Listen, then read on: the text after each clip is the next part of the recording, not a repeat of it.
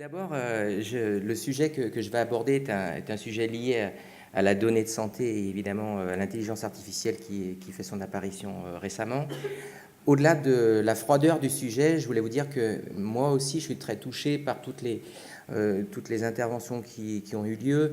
Pour ma part, j'ai accompagné quelqu'un pendant 5 ans. Donc je sais ce que c'est que le statut d'aidant. Alors quelque part, il y a une espèce de grand écart entre ce que je vais vous présenter et puis le côté très humain que vous avez vu pendant toutes ces tables rondes. Pour autant, je vais quand même aborder ce sujet-là. Donc le sujet, lorsqu'on s'est parlé à Montréal avec Didier et Benoît, ils m'ont demandé donc de parler un petit peu de la donnée.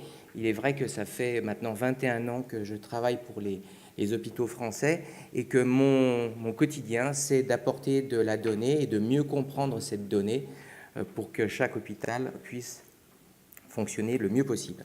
Donc, une petite chose avant de démarrer, c'est que la donnée, ça vient d'où, en fait? On parle de la donnée maintenant comme si c'était un fait établi, la donnée. En fait, la donnée vient des usages.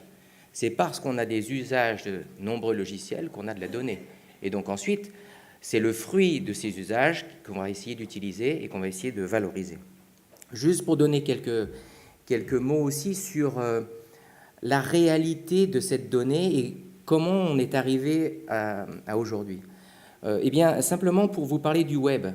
Donc le web, c'est en 1993 que c'est apparu le World Wide Web, les 3W. Et seulement un an après, vous aviez déjà Jeff Bezos avec Amazon qui commençait son entreprise. Mais vous voyez, ça fait déjà 25 ans. La donnée, ce n'est pas d'aujourd'hui. Deuxièmement, Google, 21 ans. Forcément, Google a une compétence sur la donnée. Forcément. 21 ans de stockage et d'analyse de tout ce qui se passe sur le World Wide Web. Facebook, beaucoup plus jeune, 15 ans. D'accord ? Et puis au-delà de ça, bien sûr, vous avez tous les systèmes d'information qui sont à la disposition de l'État et qui, eux aussi, ont généré de la donnée. Donc, pensez à ceci, pensez aux usages. Les modèles économiques qui nous sont proposés et qui sont proposés par les grands de ce monde, vous avez vu aussi donc Stanislas Neufchâteau hier qui parlait de Doctolib, eh bien tout ça, on crée d'abord de l'usage et ensuite il y aura des revenus. L'exemple frappant, c'était Facebook. Facebook, 2 ans après sa création, 100 millions de dollars de déficit, et pour autant, Microsoft voulait l'acheter à 1 milliard.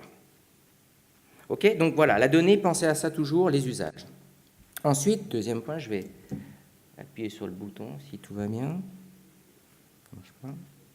Ah si, ça y est. Autre point, donc, lorsqu'on se pose la question de tous ces outils numériques, on parlera un peu plus tard d'autres choses, mais tous ces outils numériques, est-ce que les Français en veulent? Ben oui, la réponse est oui. D'ailleurs, c'est une étude de la FHF, il y a certainement des gens de la FHF qui sont là, qui avaient été commandés, voilà. Donc c'est une étude de la FHF qui l'a dit, et en fait, 91% des patients sont favorables à ça. D'accord ?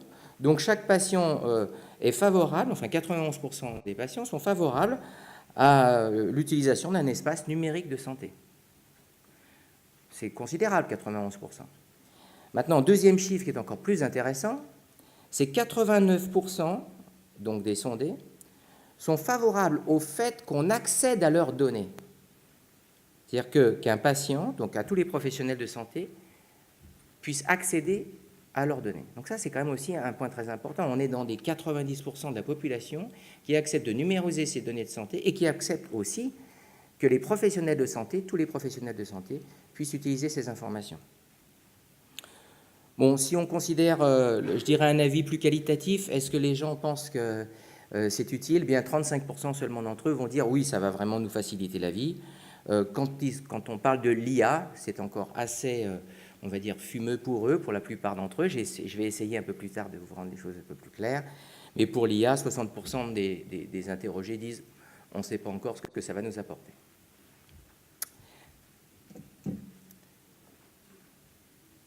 Alors, des objets. Bien entendu, vous êtes certainement quelques-uns à avoir une montre Apple ou Fitbit ou ce genre de choses. Lorsqu'on parle de la santé des aînés, ça a été abordé tout à l'heure, c'est sûr que les objets connectés vont apporter quelque chose. Imaginez les 20 prochaines années. Pas maintenant, les 20 prochaines années. Comment est-ce qu'on va être connecté? Ben, on aura des balances connectées, parce que ça, déjà, c'est assez courant. On a un leader français, WeThings, qui a bien fonctionné. Mais on ne peut pas imaginer les 20 ou 30 prochaines années sans avoir des objets connectés. Donc les objets connectés, juste quelques chiffres, c'est 160 millions en 2020, en France. Hein. Et en termes d'argent, on parle de 4 milliards d'euros de budget pour les objets connectés. Vous voyez, si on compare ça au notre budget global de la santé, oui, ça commence à être significatif.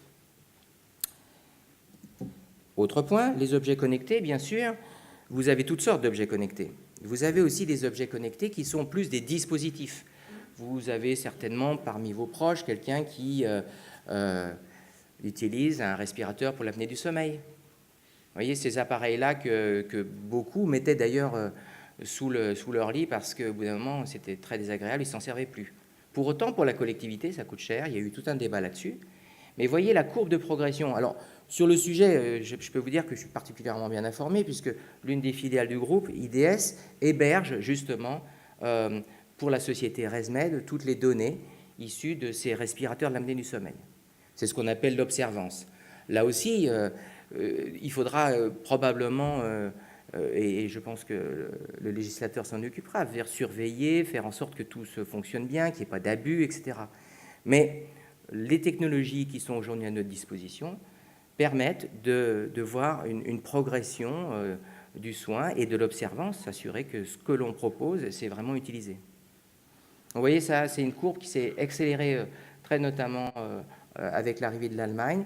Donc ResMed, qui au départ nous avait confié simplement la France en disant on va faire un petit essai, eh bien, ont décidé de confier toute l'Europe à la compagnie IDS pour faire ceci. Alors, juste une slide un petit peu technique, parce qu'il faut comprendre un petit peu les différentes couches qui permettent l'exploitation de la donnée. Alors, on va commencer par la couche infrastructure, tout à fait en bas. L'infrastructure, évidemment, c'est des serveurs physiques, c'est des fils, c'est des câbles, c'est des switches, c'est tout ce qui permet à l'information de circuler. Le deuxième étage, deuxième couche, c'est ce qu'on appelle la couche transactionnelle. Vous inquiétez pas, ça sera très court, je ne vais pas vous embêter trop avec ça. Mais la couche transactionnelle, c'est lorsque vous avez un logiciel que vous utilisez pour saisir quelque chose.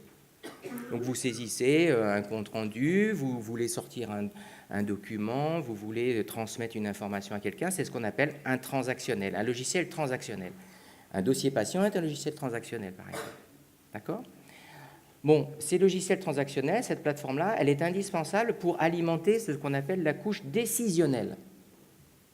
La couche décisionnelle, la couche numéro 3, et c'est à partir de là d'ailleurs que nous intervenons. Donc cette couche décisionnelle, c'est finalement une couche indispensable qui permet d'extraire la donnée de toutes les couches transactionnelles pour dire j'obtiens de la donnée et à partir de cette donnée-là, je vais faire des analyses. C'est pour ça qu'on parle de business intelligence ou en tout cas de décisionnel. Nous, on appelle ça mieux comprendre, mieux décider. Évidemment, si on comprend mieux ce qui se passe dans les données, eh bien, on peut mieux décider. Enfin, la quatrième couche, c'est la couche d'intelligence artificielle. L'intelligence artificielle, qu'est-ce qu'elle a besoin ? Là, je reviens d'un congrès aux États-Unis. La couche d'intelligence artificielle a besoin de données propres. Ils appellent ça le data cleaning, ils appellent ça même le data massage. En effet, les données sont intéressantes que si elles sont propres, si elles sont qualitatives. Il y a un terme en anglais que je n'utiliserai pas, mais ce que vous mettez dedans, vous obtenez le résultat. Hein. Donc, ça veut dire que ces deux couches-là, Business Intelligence et IA, sont quelque chose d'avenir. D'un autre côté, c'est déjà le présent pour bien un grand nombre d'établissements. L'intelligence artificielle, on va en parler juste après, c'est simplement une couche de compréhension de la donnée, d'analyse de la donnée, qui va ensuite proposer peut-être des solutions, et on verra si c'est intéressant pour tout le monde. Alors, je veux dire deux mots de ça, c'est que finalement, lorsqu'on parle de toutes ces données-là, nous, on a développé un concept de cockpit ROI. Ce n'est pas parce qu'on a du numérique qu'on n'a pas d'humain. On sait très bien que dans l'hôpital et dans toutes les structures qui s'occupent des patients ou des personnes âgées, ce dont on a besoin, c'est du temps. Donc il faut faire quelque chose à l'inverse de ce qu'on fait aujourd'hui, C'est-à-dire, aujourd'hui, on passe beaucoup de temps devant les ordinateurs. Je ne sais pas si vous avez remarqué, vous allez dans un magasin, on passe plus de temps à la caisse qu'à choisir le paire de chaussettes. C'est pas normal. Donc il faut faire ça aussi, c'est notre révolution à faire. Nous, en professionnels de l'informatique, c'est ce que nous devons faire. Nous devons accorder, faire en sorte qu'il y ait plus de temps disponible pour les patients et pour les soignants. Alors, je vais prendre juste un exemple. L'intelligence artificielle, il ne faut pas croire que c'est de la super intelligence qui est supérieure à l'intelligence humaine, ça certainement pas. Ça permet, dans bien des cas, d'éliminer tout un travail fastidieux qui va justement dégager du temps. On sait notamment que dans le domaine de l'analyse de radiologie, il y a beaucoup de progrès, il y a beaucoup de choses qui se sont faites dans l'intelligence artificielle. Pourquoi ? Pas parce qu'on va essayer d'étudier des sujets extrêmement ou des clichés extrêmement complexes, on va surtout débarrasser 90% du travail qui est, lui, tout à fait facile à gérer et que l'intelligence artificielle peut très bien gérer pour nous. Du coup, l'idée des cockpits ROI que nous développons, c'est l'idée de dire on va faire en sorte de calculer combien de temps on va libérer pour les soignants. C'est ça l'idée des cockpits ROI. Et donc, on n'est pas dans le retour sur investissement, ça veut dire ROI en anglais, c'est le retour on investment. Ce n'est pas le retour sur l'investissement financier, c'est le retour sur l'investissement humain. Ça nous intéresse et ça, c'est vraiment quelque chose qui nous tient à cœur. Alors, évidemment, ces cockpits ROI, ils vont être disponibles au niveau d'un établissement. Ça, c'est assez particulier d'ailleurs, parce que c'est une capacité qu'on a développée, mais qui ne nous est pas demandée. Voyez-vous, les gens font des tableaux de bord financiers, ils font des tableaux de bord d'équilibre entre tel ou tel pôle, etc., pour savoir si on est bénéficiaire ou pas, quel va être l'impact de nouveaux tarifs sur l'avenir, sur mon budget annuel. Par contre, travailler sur des cockpits ROI, sur savoir comment est-ce qu'on peut faire pour gagner du temps, ça, ce n'est pas une question qu'on nous pose. Donc, quelque part, nous, on est en avance de phase et on se tient à la disposition, d'ailleurs, à la fois donc, des établissements, bien sûr, des groupements, et puis aussi, bien entendu, des ARS, si elles en voient l'intérêt. Alors, en ce qui concerne l'intelligence artificielle au service des aînés, plus particulièrement, puisque ça, c'est un sujet, c'est évidemment le thème de ces journées de Nice, et d'ailleurs, je n'ai pas fait comme tous les interlocuteurs, j'ai oublié de remercier Didier, qui a vraiment, en effet, avec sa simplicité, nous permet de nous rencontrer. L'idée de l'intelligence artificielle au service des aînés, c'est ça, c'est en fait essayer de gagner du temps, je l'ai déjà dit, c'est peut-être d'identifier des facteurs un petit peu méconnus de perte d'autonomie ou sur certaines pathologies, peut-être arriver à détecter assez tôt des problématiques, analyser des parcours, c'est aussi des possibilités intéressantes, mieux anticiper, simplifier la vie quotidienne, ça c'est sûr que c'est important. Peut-être aussi identifier ce que certains appellent des seuils de rupture en termes de durée de séjour. Passer à une certaine durée de séjour, là il y a des phénomènes qui apparaissent, et donc là l'intelligence artificielle peut apporter des choses, c'est certain. Bien sûr, orienter la décision thérapeutique en sachant qu'une chose est sûre, c'est que l'intelligence artificielle, c'est toujours une proposition. Hein, on ne va pas remplacer le médecin. Dernier point, et c'est ma slide de conclusion, l'objectif de ces journées, je crois que c'est de susciter des rencontres.